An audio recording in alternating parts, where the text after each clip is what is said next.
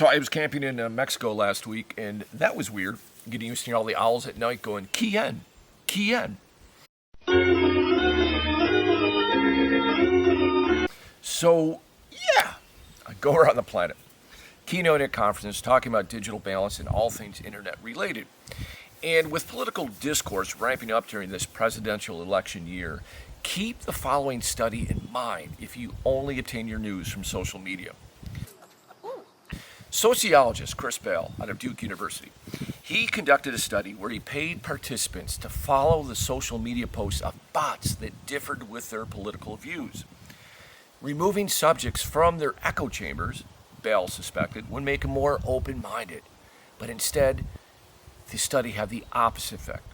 The people became less open-minded, less tolerant towards opposing views. And what Bell later discovered is that this is because algorithms only promote extreme views. Centrists, middle-of-the-road voices have no presence on social media. Consequently, instead of being exposed to sensible political voices, we are only be exposed to extreme opinions because algorithms do it for engagement purposes only.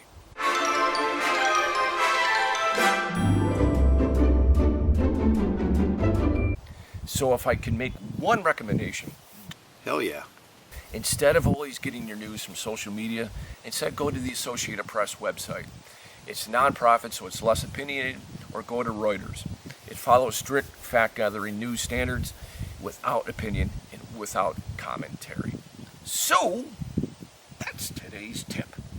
Don't forget to get outside without your electronic devices and allow your brains to reboot.